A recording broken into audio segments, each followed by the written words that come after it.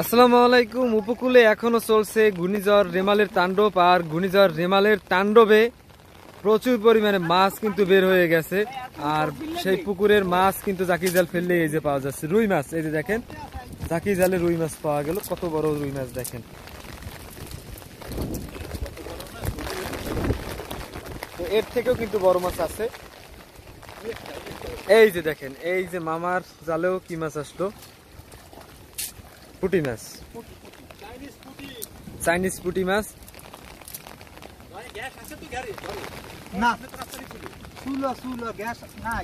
তো দেখেন গাছপালা কিভাবে ভেঙে পড়তেছে, আর মাছও পাওয়া যাচ্ছে বেশ ভালো।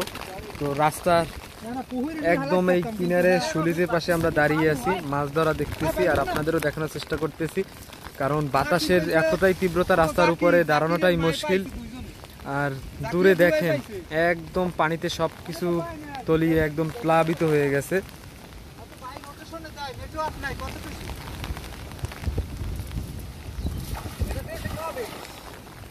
জাকি জাল ফেললেই মাছ উঠতেছে দেখেন, বড় বড় সাইজের রুই, কাতলা, তারপরে দেশি মাছ।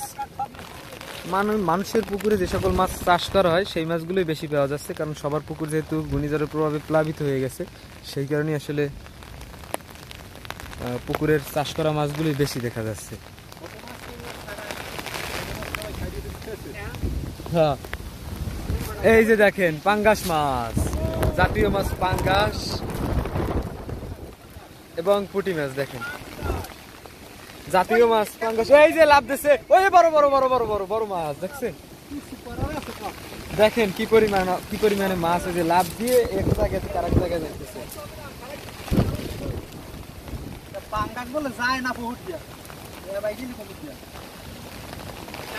জালান জালান আর ধরলাম কি মাছ উঠছে। ওই যে দেখেন প্রতি খেয়াতে মাছ উঠতেছে, রুইতের সামনে। তো এই হচ্ছে মামার পাঙ্গাস মাছ, এদিকে হচ্ছে ওই যে রুই মাছ উঠছে, মানে জাল ফেললি মাছ।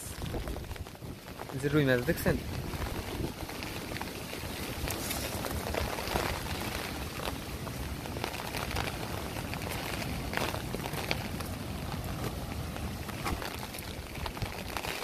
জাতীয় মাছ পাঙ্গাস পাওয়া গেছে।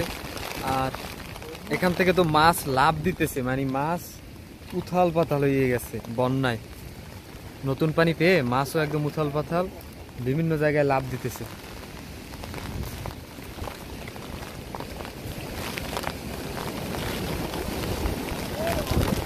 কেওটা মিস, কি পরিমাণে বাতাস এখনো ঘূর্ণিঝড়ের দেখেন।